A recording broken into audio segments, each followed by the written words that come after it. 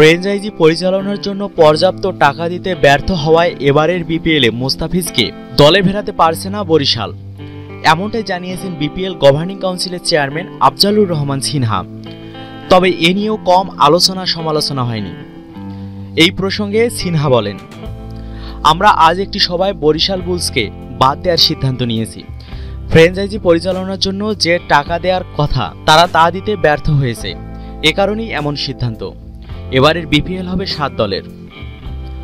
তবে বিপিএলে বরিশালের বাদ পড়ার কারণে কাটার মাস্টারকে প্লেয়ার্স ড্রাফটে দেয়া হবে বলে জানিয়েছেন সিনহা।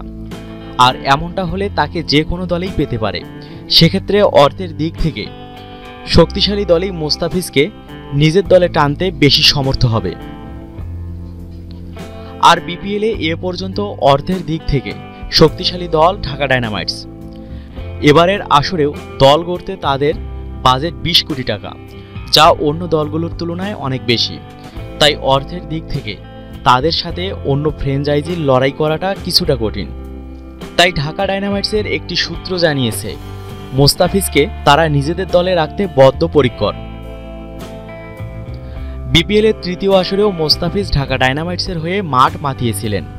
তবে প্রশ্ন আসতেই পারে, মোস্তাফিজকে কেন দলে ফেরাচ্ছে ঢাকা ডায়নামাইটস? উত্তরে বলা যেতে পারে, তৃতীয় আসরের দলটির হয়ে সর্বোচ্চ উইকেট শিকারী বোলার ছিলেন সাতক্ষীরার এই যুবক। তবে চতুর্থ আসরে ইনজুরির কারণে সাইড বেঞ্চে বসে কাটাতে হয় তাকে। তারপরেও শুরু থেকে শেষ পর্যন্ত দলকে সঙ্গ দিয়েছেন তিনি। তাই বলা যায় এখন পর্যন্ত ঢাকারই হচ্ছেন মোস্তাফিজ। প্রিয় দর্শক শ্রোতা, এবারের বিপিএলে আপনি মোস্তাফিজকে কোন দলে দেখতে চান? দয়া করে নিচে কমেন্ট বক্সে কমেন্ট করে জানিয়ে দিন। ভিডিওটি ভালো লাগলে লাইক দিন এবং আপনার বন্ধুদের সাথে শেয়ার করুন। প্রতিদিন বিপিএল ও বাংলাদেশ ক্রিকেটের আপডেট সব খবর পেতে সাবস্ক্রাইব করুন মিক্সার ওয়ার্ল্ডকে।